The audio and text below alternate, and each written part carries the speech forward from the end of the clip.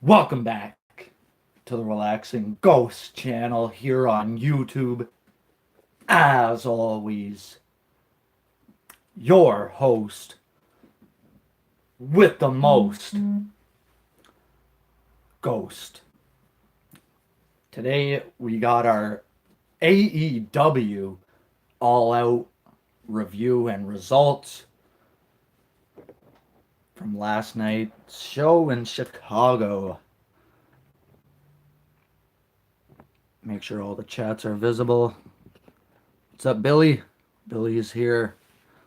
Hopefully, a few people could join me on Sunday night for the live stream. So last night we had All Out. I think it was a pretty good show overall. Most people seem to enjoy it.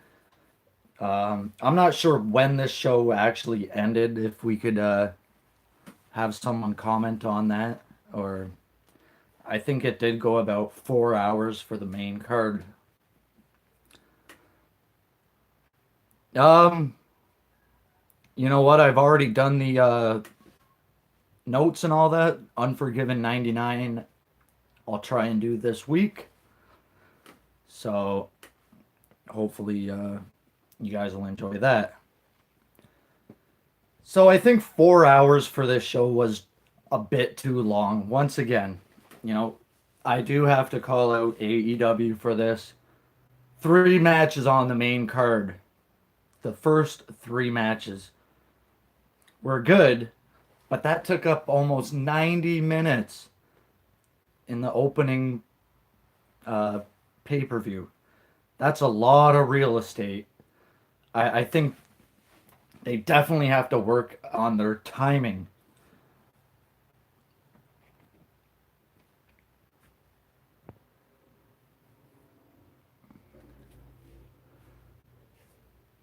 Okay, that's cool, man. So, this was at the Sears Center. We had 2 matches on the buy-in, featuring a 21-woman battle royal. First up, I like the concept of this battle royal. I think they need to tweak it a bit because it was really hard to hear the announcer when you got 5 ladies coming out, and he just kind of runs through their names quickly, and there's no real graphics on the screen. They're kind of going back and forth, and they have to kind of work on that where it's just boom, here you go. But I do like the concept of it, where it's every couple of minutes, then a new suit is revealed, and 5 more men or women come out. I do like the concept of this. Just need some fine tweaking. So, I missed a couple of women here.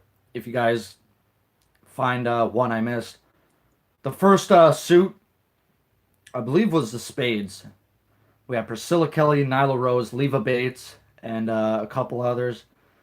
Nyla Rose cleans house. Up next are the Diamonds, Penelope Ford, Sadie Gibbs, Shaza McKenzie, Dr. Britt Baker, and Big Swole.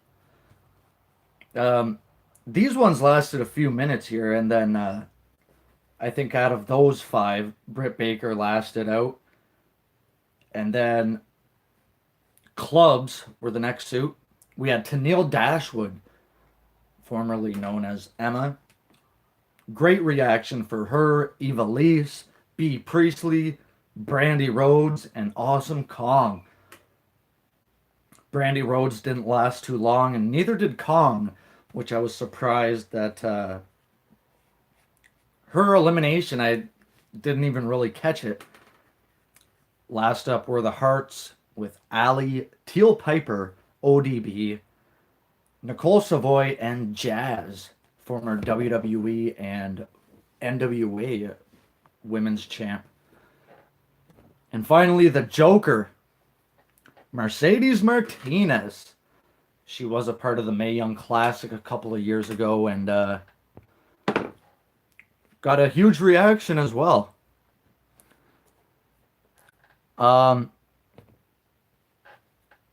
Yeah, so Tyler Hodder here is going to be doing TNA and WWE 2006. So check out his channel, guys. Um, I do also want to give a shout out to Brandon Rodenbuscher and Ross Warbley, a couple of our new subscribers here. So thank you guys. If you would like a shout out in one of my next videos, make sure you drop a comment down below. Say what's up. So it came down to Martinez, Dr. Britt Baker, um, Bea Priestley, and Nyla Rose. Martinez was eliminated fairly quickly, so was Bea Priestley, and Nyla Rose gets the win. They kind of did the Rumble 92 spot where they pull out Britt Baker. Nyla Rose is the winner, and she will go to TNT and be one of the challengers for the first ever women's championship. The title looks decent. They did show a picture of it. Personally, I think the title looks fairly bland. It's probably really hard to come up with new championship ideas, especially during this era where we've seen a lot of really cool titles. And second match on the pre-show was Private Party versus Angelico and Jack Evans. This was a decent match where Private Party did this really cool Hurricane Rana into a diamond cutter RKO type deal. They did that on, they call it the Gin and Juice. They did that for 3 and the win. So during the entrances, they did show a little graphic along with their name featuring their win-loss record. So they are incorporating that into their entrances as well. So that's really cool. After this, we've seen a grand entrance for good old JR Jim Ross. And then they just proceeded to run down the remainder of the card until the pay-per-view actually started.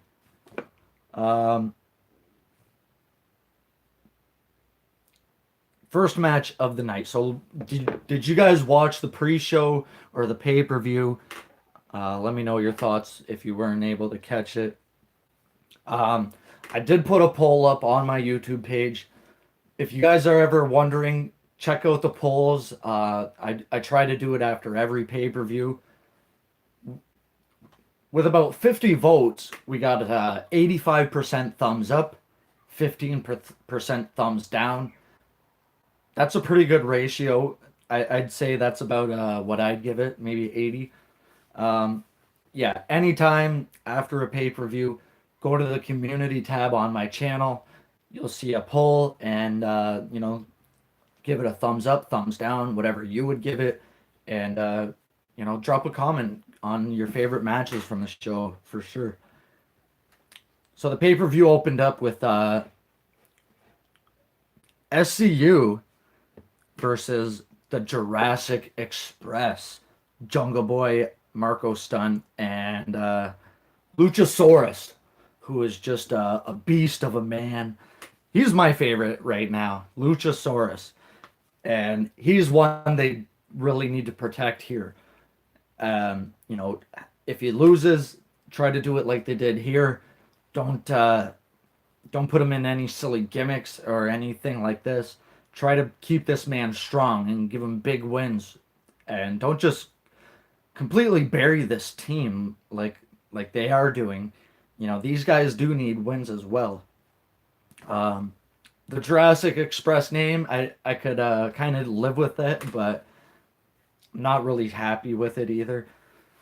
I don't think Marco Stunt adds anything to this team. He just looks like a smaller version of Jungle Boy, which I think hurts the tandem of Luchasaurus and Jungle Boy. So this was a fairly short match. SCU hits the best Meltzer ever for a 3. I thought it was a great opener. Second match on the main card was Kenny Omega versus Pac. Very weird placement on this. I did not expect to see Kenny Omega in the second match of the night. Um, but this was a really good match. This one went almost 30 minutes. And I think this is why it went on second, is so they could kind of let Omega go out there, let him go 25, 30 minutes, and then they could kind of adjust the card accordingly where they could take away a few minutes from this match, from that match, add a minute here or there. Um, so that's kind of what I thought. I thought this match was decent. You know, you could really see these guys didn't have any chemistry together where they were kind of fumbling around in the opening sequences of the match, trying to feel each other out. These guys never wrestled before, from what I know, and you know that's hard to do. Kind of call a match on the fly.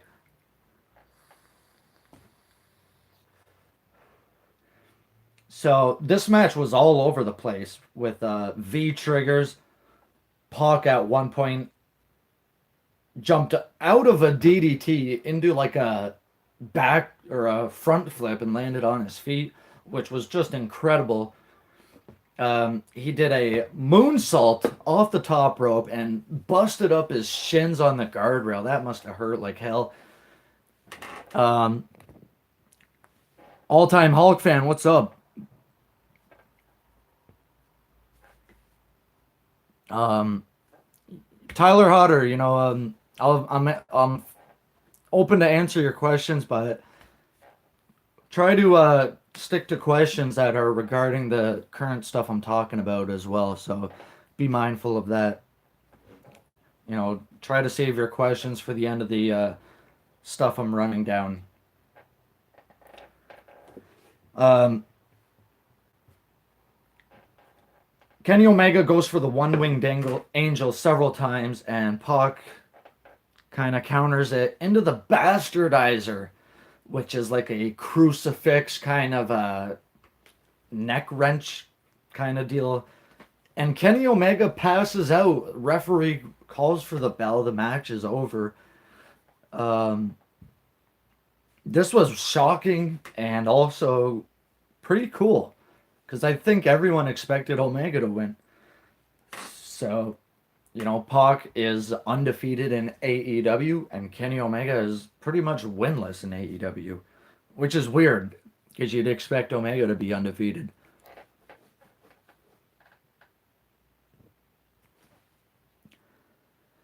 So I thought that was a good match. It did go about 25. Third match of the night was the Crackle Barrel Clash. Triple threat, no holds barred, between Joey Janela, Jimmy Havoc, and Darby Allin. And this reminds me of WCW here, where Darby Allin was the first man out. And when they showed the graphic, it said Jimmy Havoc for Darby Allin. Just small little mistake there. I'm sure they just kind of hit the wrong button. Um, but that made me laugh. This was a pretty quick match overall. It did go about 15 minutes or so, where it was all kind of crazy spots. They kind of taped up Jimmy Havoc at one point onto a chair, brought out a cup of thumbtacks, and stuck it in Havoc's mouth, taped his mouth shut, and he's stuck there on the chair. I think Darby Allin did like a seated senton onto the chair, and Jimmy Havoc was just laying there, and then crash. um, so that was fun. They did these weird things with paper cuts, which take them for what they are. I didn't really like that spot. Um, they had these big old barrels on the stage and ramp, and those got used. Darby Allin did a coffin drop on the barrel on the steel steps, and he was pretty much out of the match. Then, the skateboard with thumbtacks was crazy. He did like a move off the top rope onto the skateboard and onto Joey Janela's back. That's an awesome spot. um, and then they did like a sunset flip through the table. Eventually, Acid Painmaker through the barrel for the 3 count. Jimmy Havoc gets the win. I thought this was a really good match. I love hardcore matches. It seems like we have, kind of our divisions already where you got your tag team division with SCU, Luchasaurus, Lucha Bros, Young Bucks. Then you got your hardcore guys with Darby, Jimmy, Joey. This roster is shaping up pretty good. So I want to thank everyone who's recently joined us. We got a few more people in the house. Say what's up. Gavinotts, what's up, man? DJ Taz, how's everyone doing? Yeah, man, we haven't seen you in ages, buddy. DJ Taz. So, fourth match of the night. This is where this show took a nosedive. Dark Order versus the Best Friends. This match did not need to go 10 to 12 minutes. This needed to be a squash match. Get the Dark Order over, and the crowd did not like this at all. They were quiet, they weren't reacting, especially after the Omega and that triple threat match. This was the wrong match to put on here, and it needed to be a squash match. It definitely didn't need to go this long. I think it went way too long. Dead crowd. Dark Order combinations for the cutter combo for 3, where they did like that power bomb, and he kind of flips off the rope into the reverse neckbreaker kind of thing. Not sure what they're calling that yet, but worst match of the night, definitely. Um, you know what? RVD would be awesome in AEW, definitely.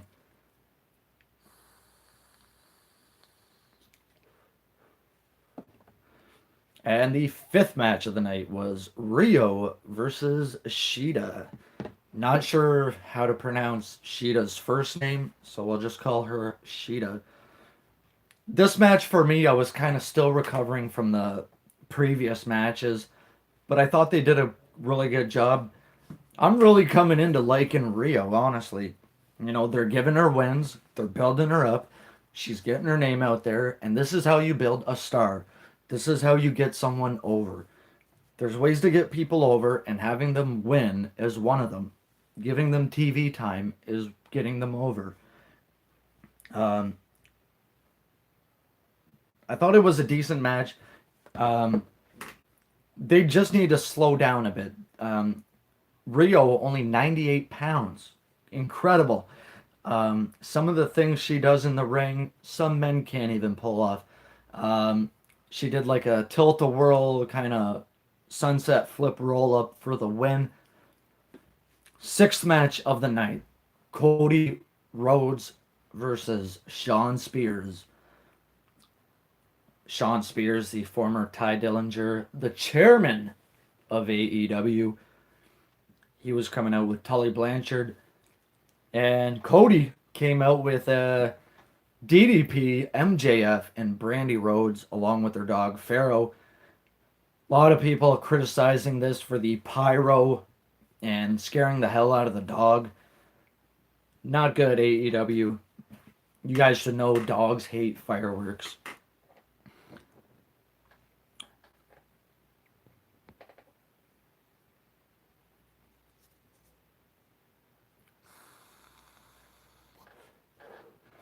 So, these guys was up till 5:45 in the morning. Wow. Yeah, they're dreading when they start selling them and seeing what the belts cost. Yeah, we'll see what these replicas go for once they start selling them. So Cody Rhodes came out dressed as like a Star Trek character. Star Trek is a thing of the past. I've never been a fan of it, but whatever. Um, I guess he chose MJF to stick with him here during this match, and maybe MJF's gonna be a babyface now. Who knows? I know a lot of people were waiting for the turn, waiting for it, and they didn't go there. You could see him teasing it where towards the end of the match, he had the chair when Cody had his back turned, and he kind of just dished the chair, and they hugged and whatnot. I thought they played in a little bit too much to the Tully Blanchard getting involved every 2 seconds, and then MJF was kind of dealing with the referee getting shoved back. Cody Rhodes does get the win here, which surprises me, and he hit the disaster kick, crossroads for 3. At one point, he did the bionic elbow, which really was awesome to see. It kind of. I know that bionic elbow means a lot to Cody Rhodes, and it's something special you don't pull out in every match. But I thought really meant a lot to use that in that match, especially since him and Spears go back a bit. So you could probably feel Dusty's present during that time.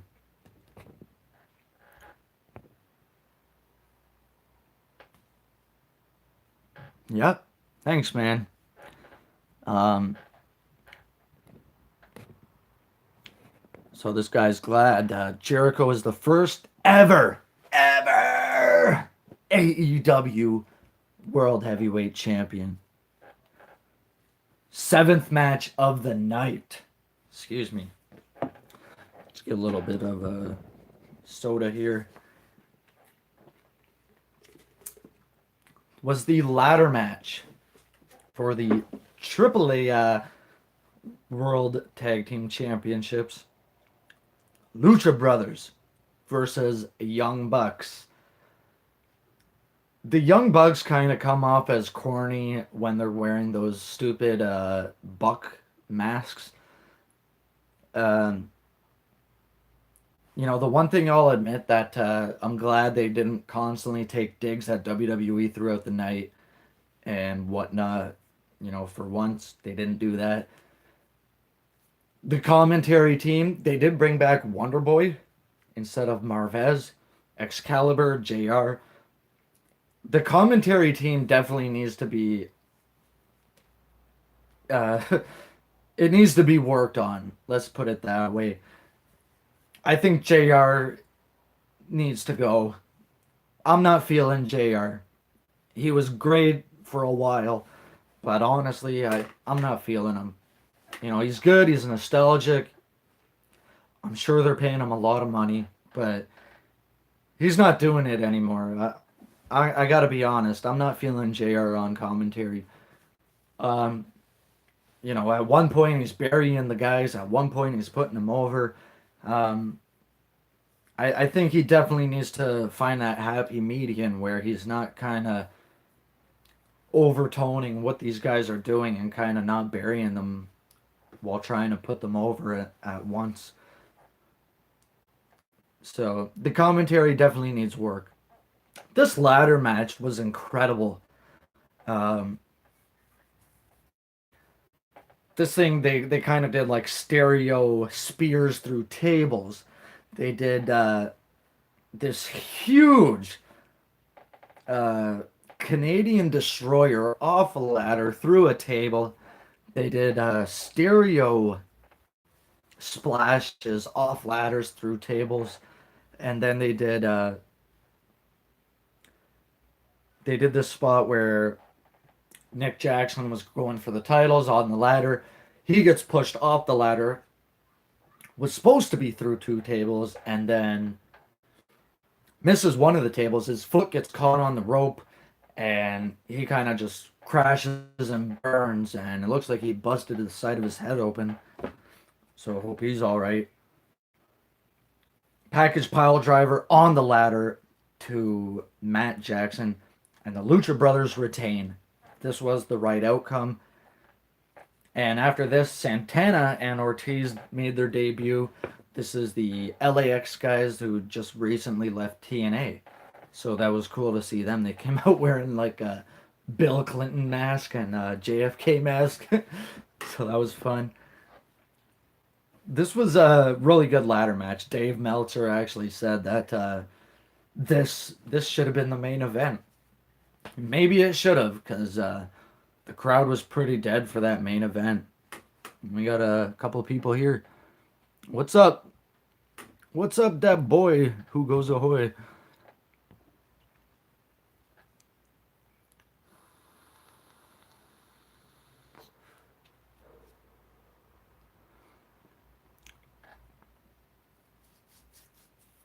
Yeah, yeah, they definitely don't get told what to say. Like JR has said, no one's in his ear all night. No one's feeding him lines constantly. So maybe JR kind of needs to do a little research on some of these guys. And he kind of said like, oh, I forgot to mention, Orange Cassidy made his debut after the Dark Order match, saving the best friends. And he had his hands in his pocket doing a suicide dive. And JR said, oh, does he have his pockets cut out? And I think that's kind of burying the guy. Um, this guy's making his debut and you're burying him on his first appearance. Um, and the main event for the AEW World title, Chris Jericho versus Hangman Adam Page. This was a good match. I thought it wasn't great. It was good though. It was what I expect out of a Jericho match. Hard hitting, back and forth action. Chris Jericho goes for the walls several times, and Jericho gets busted wide open early on in the match. Codebreaker for a near fall. Um, Hangman comes out on a horse during this. Yeah, hopefully JR improves on the weekly. Hangman hits the dead eye for a 2 count. He kind of does like a front flip over the ropes, and it's like a clothesline or something like that. These guys are going back and forth, in and out. Jericho at one point grabs the ring bell. He's ringing the bell. Um, they did towards the end. It looks like he's going for his last shot, and they're kind of both going for their finishers. Jericho is fortunate to hit a Judas effect. Crowd goes insane for that. 1, 2, 3. Jericho is the AEW champion. This was what I expected, but it got the reaction I thought it should. That shock reaction where, whoa, this guy just hit it. This was incredible. We've seen history made before.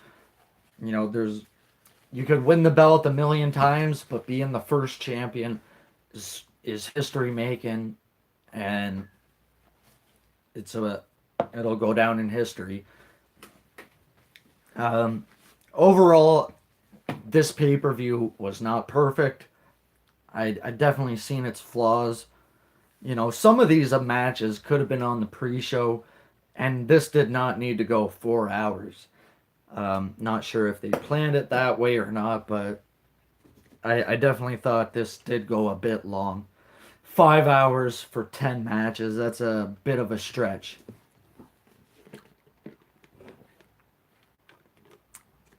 My first wrestling game was WWF Raw for Sega Genesis, and I love that game. I always picked Yokozuna, Bret Hart, even 1, 2, 3 Kid and Owen Hart were in that game. And they had a little bucket outside the ring with a chair, and you could just whack each other with those chairs and buckets. Really fun game. And that was before, they made a game every year. That was the first game not to feature Hogan, Savage. That was a pretty fun game overall. And yeah, Here Comes the Pain was awesome. Probably my favorite. Overall, I'd give this pay-per-view a 7 out of 10. This was a good show. It wasn't as good as Double or Nothing, but it did have its highs, definitely had its lows. And they announced their next pay-per-view will be in November. November the 9th will be Full Gear. Not too big on that name. uh, Full Gear sounds like a video game or something.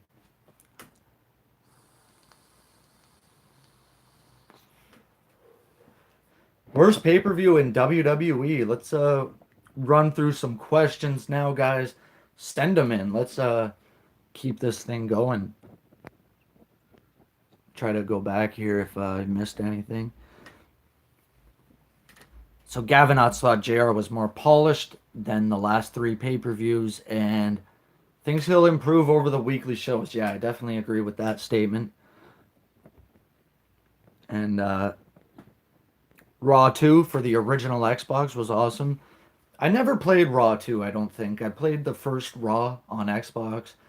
I thought the game was good. It was definitely a competition game for the SmackDown games they had out for the PS2 at the time. But I was bigger on the SmackDown series than the Raw games they had. Never had a GameCube or anything else, but I did have PS2 and Xbox at one point in time. I thought the Raw game was decent. I probably wouldn't buy it again.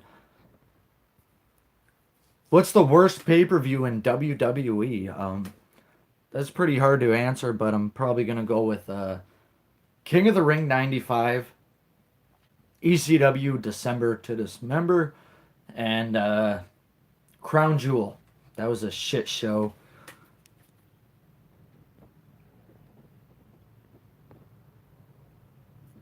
One man says Backlash 2018 was terrible. Did I check out the NXT UK pay-per-view with Walter? Actually, I'm in the process of watching that right now.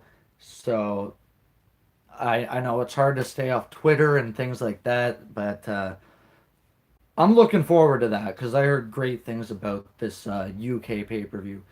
I'm loving the UK NXT stuff. This is something I look forward to. I can't keep up with the weekly shows, but I'm definitely up for watching the takeovers for sure.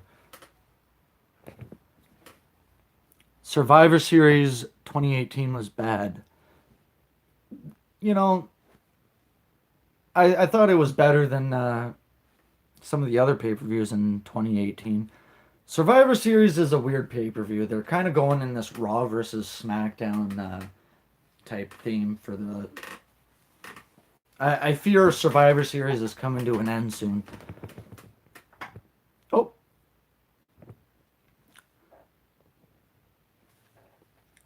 Do you think AEW is overrated?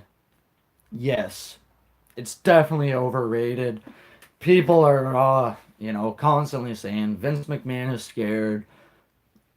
Vince McMahon is, shaking. AEW is putting WWE out of business, whatever. You know what? I hope guys go to AEW, make big money, and if the company goes under, then whatever. They made a big payday for a couple of years, and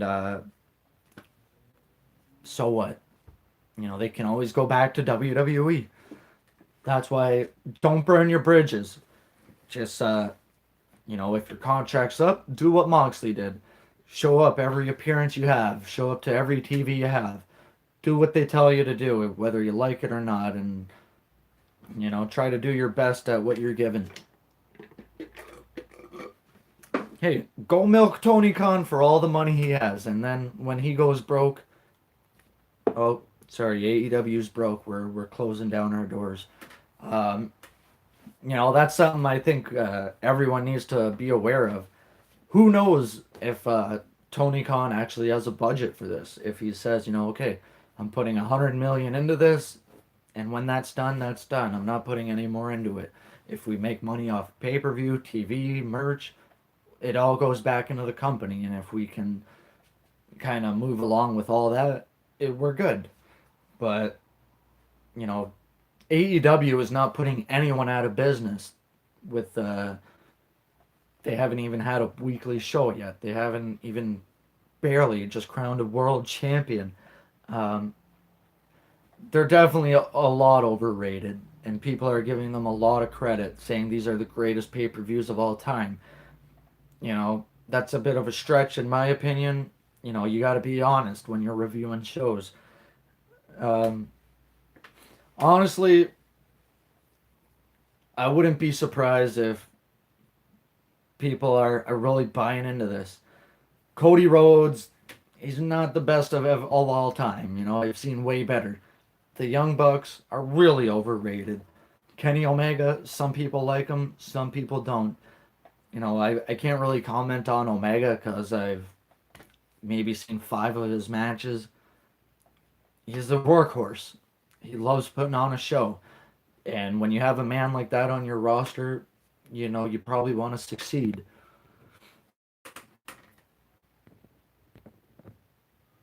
Who is the worst Intercontinental Champion ever? Man, I'm going to say Ezekiel Jackson. I think Bob Holly held the title for like 5 minutes. Shane Douglas never did anything with it. Um, let's look through the almanac. If I can find it. Trusty almanac with the history of the IC title. Santino Marella, never liked him as IC champ.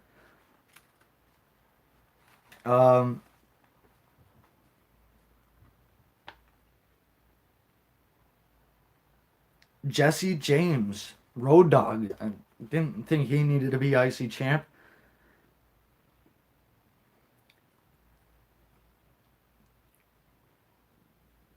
Albert. Does anyone remember Albert was IC champ? when he was part of X Factor, Albert won the IC title. This was right before the invasion storyline. Um, Albert was just probably here. You're the IC champ. Um, Over the years, there have been a lot of IC champions. That's a pretty tough question, but I'd probably still go with Ezekiel Jackson or Albert.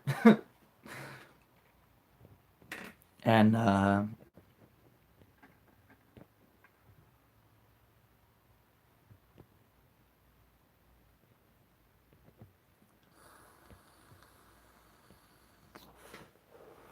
do you collect WWE or other DVDs besides WWE? Yes, I do.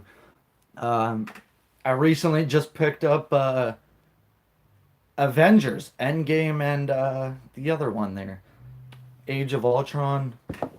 Picked up both Blu-rays. $20 each. So if you guys wanted me to do a giveaway, I can do. Oh, Infinity War. So we got both Blu-rays. I will do a giveaway for both digital copies if you guys are interested in that. Stay tuned for that video.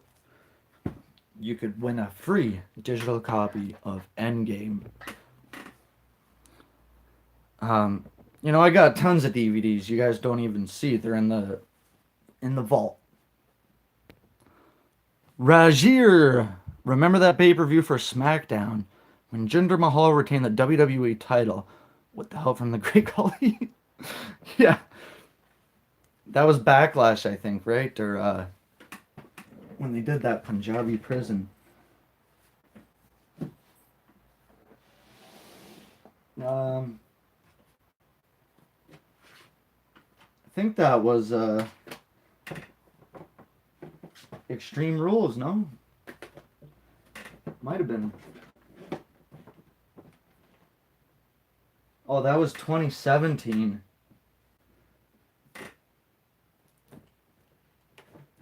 Maybe Extreme Rules 2017. Or Battleground 2017, that's what it was. Yeah. It was either Battleground or something like that. What's the coolest place in Canada? It's probably Toronto. Who is the worst and best WCW champion? Ric Flair, probably the best. The worst, oh man, Vince Russo, without a doubt. Vince Russo is a piece of garbage.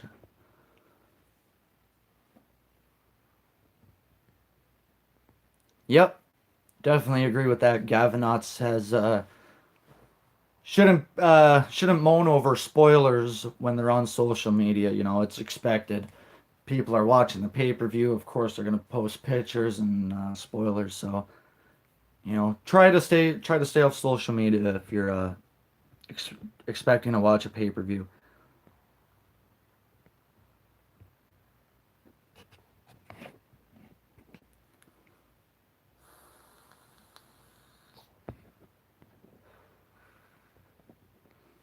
This is not a WWE themed almanac. This is from PWI. It's a wrestling almanac. It's it's a lot of WWE in there, but this just features a lot of title histories, has statistics. It has the PWI 500s in here. A lot of cool stuff. It even has a lot of pay-per-view history with a lot of supercard results and WWE pay-per-view results, the ECW pay-per-view results, and the WCW pay-per-view results. I've spent a lot of time going back and forth in this book, you know, looking up old title histories, especially when I'm doing these Attitude Era reviews, and you're like, how long were these guys champions? You know, especially some of the European and tag titles. You're like, you don't really remember much, and you kind of look back and you're like, wow, he beat this guy. Then you kind of go down the rabbit hole with some of those things.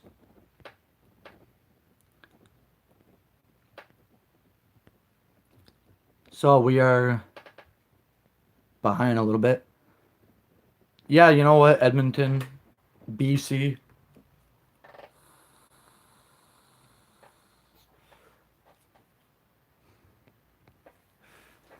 Yeah, I'll definitely check out your other channel, Gavin Fletcher. Goldberg could be a contender for the best WCW champion for sure. You know, with only one title reign, it's hard to put him up there in my books. But you got Hogan, Flair, Sting. Um those are my top three. Then you got the Macho Man. The Macho Man's reigns were never that good. He won the title I think 4 times, but he lost the titles fairly quickly each time, which I didn't like. Brian Lee, 2202. Hello from San Gabriel. Big fan. Thank you. WrestleMania 33 sucked. Yes, it did. Um,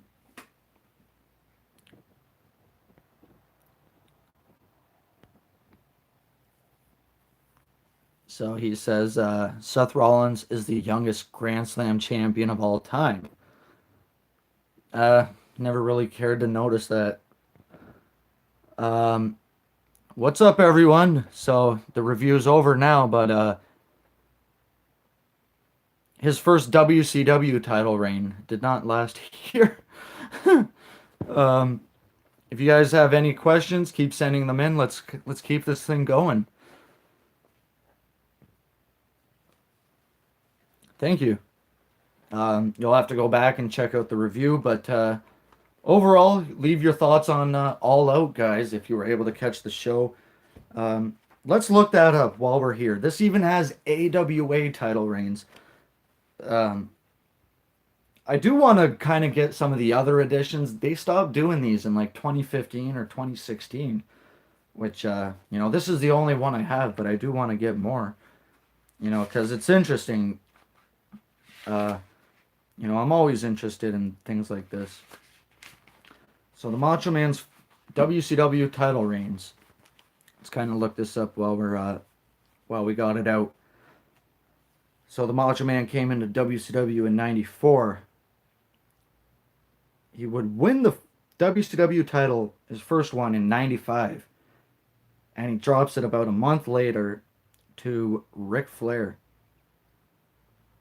He would win the title back in January of '96, and he would drop it about 2 weeks later to Ric Flair.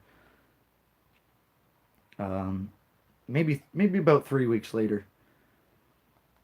Um, his next reign would happen in '98. I believe that was Spring Stampede '98 or whatever pay per view was in April.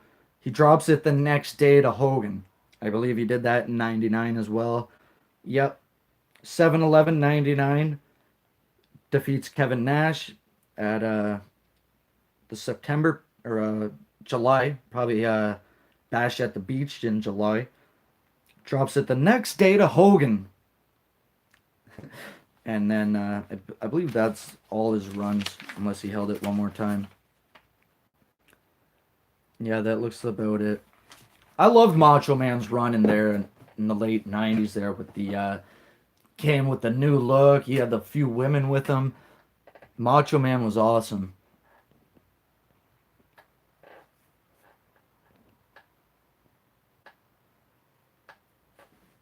And Y2J probably became the first champion for credibility reasons, for ratings. Hey, if he holds the title for 1 day or 10 days or 5 years or half a year, they're going to get something out of this in return. Whether he puts over Page in the end, it's always better to have the heel win and the face chase. If the babyface just wins, then, there's no chase. There's no excitement towards it. It's better to beat someone than to just beat no one. And Jericho is someone. He's established. He's has a record. He's has several career highlights. And if people know Jericho is their champion, they might feel um, more expected to tune in. Hey, let's see if Jericho's going to drop that title. Let's see if Jericho's going to be on TV. Let's see who's going to be the next AEW champion. Things like this. I think this show was fairly predictable as well.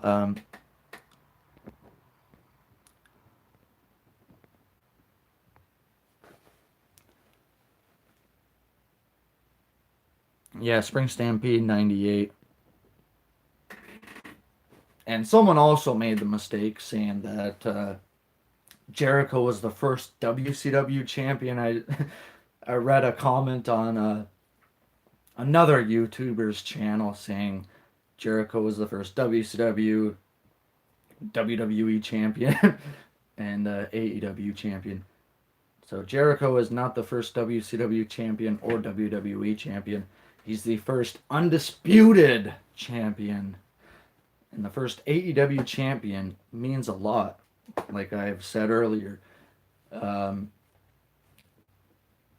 Being the first is putting a lot on Jericho's shoulders to produce.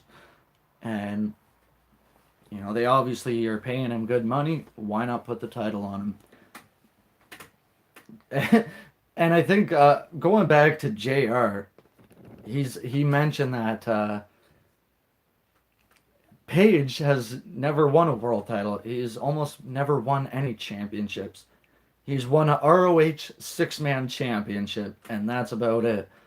He's probably won other indie titles, but I'd still have to look into that.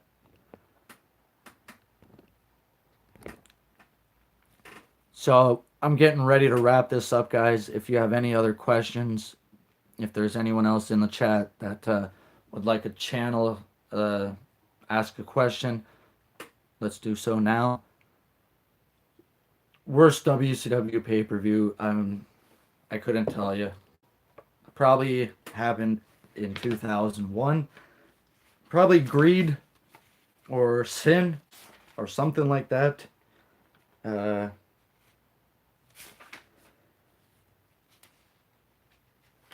Mayhem. I haven't watched a lot of WCW pay-per-views, so it's hard for me to really say. It's hard for me to comment on things I'm not familiar with.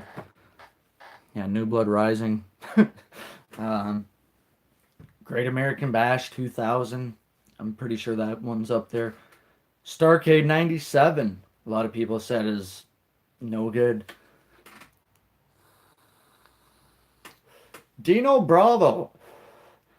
You know what? Dino Bravo is probably overlooked in a lot of people. I liked him. Sadly, he wasn't around too long, but I think the strongman gimmick always interested me. I believe he had a thing going with Tony Atlas at one point during those early Rumbles and SummerSlams and things like that.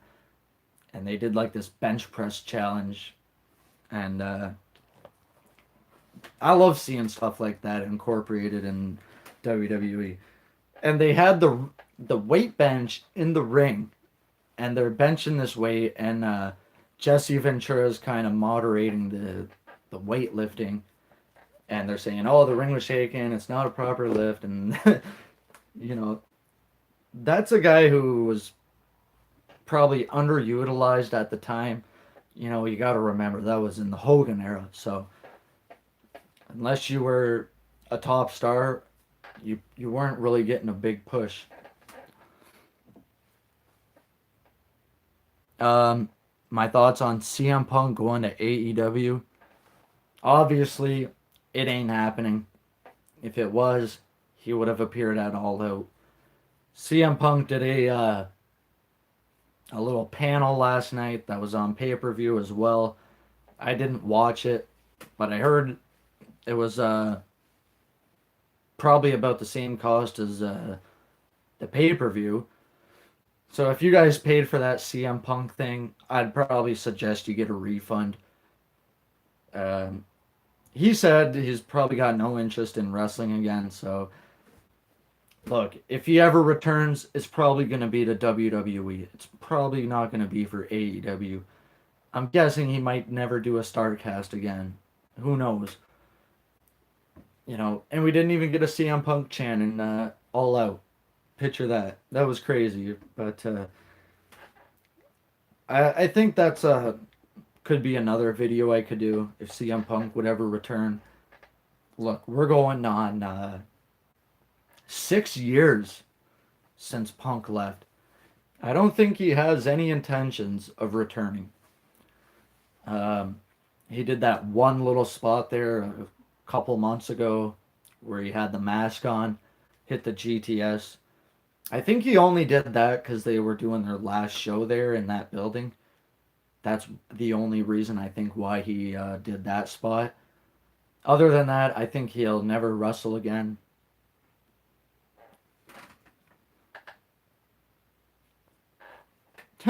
CM Punk is not going broke, buddy. He is a man, smart man, saved all his money. Very smart man. And he's a guy, he didn't buy a house, he bought his bus, traveled on his bus, didn't waste money on rent-a-cars. He bought a condo in Chicago where he's not paying hundreds and thousands of dollars for this big house where he's barely at. You know, buy a condo for probably $500,000 that you own, not property taxed. So, you know, you're living it up in a nice condo. When you buy these big old mansions, there's huge taxes involved. There's huge, you know, mortgage rates. Big money involved in buying a big old house that you're barely ever at. So, he's a guy, he probably saved a lot of money working for WWE. He was there 6 years or so, and in that 6 years, he probably saved $10 million, maybe more. Um, Jesse Sosto.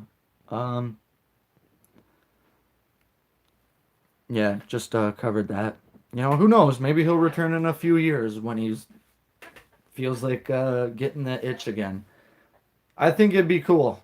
You know, it'd definitely be a buzz if CM Punk does return. And UK Cardiff versus All Out. Again, I can't comment on that because I still haven't watched Cardiff. So I'm gonna try to watch the rest of that tonight and hopefully give a review tomorrow.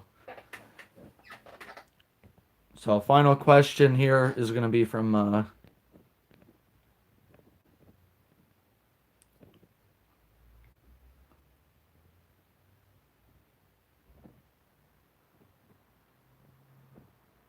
next question. Best WWE pay-per-view? Wow. Oh, it's got to be WrestleMania 17. If it's not, I couldn't tell you a better one.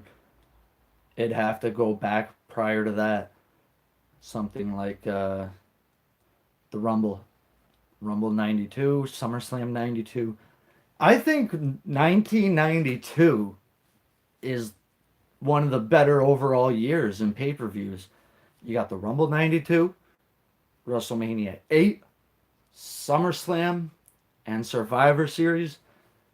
Four really good pay-per-views. You know, they didn't have a monthly pay-per-view in those days. They didn't even do King of the Ring that year. And you had Bret Hart, Macho Man, Ric Flair, Undertaker, Roddy Piper, Mr. Perfect, Razor Ramon, Shawn Michaels. 1992 may be one of the best years overall. But overall, I would probably say WrestleMania 17. If not, it'd probably be WrestleMania 3. You know, despite that being a, you know, kind of weird show with really two memorable matches, it's a history making event, whether the show was good or bad. It's more memorable than not with the 93,000 fans and one of the best matches of all time, Savage and Steamboat, and then Hogan slamming Andre. It's an epic moment and an epic visual that people will never forget.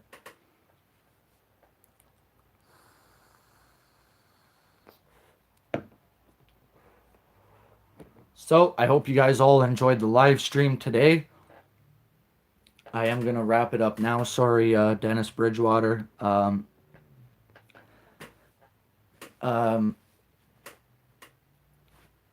thank you guys all for tuning into the live stream today. Comment down below your favorite match from AEW All Out. As always, we'll talk to you later. Peace.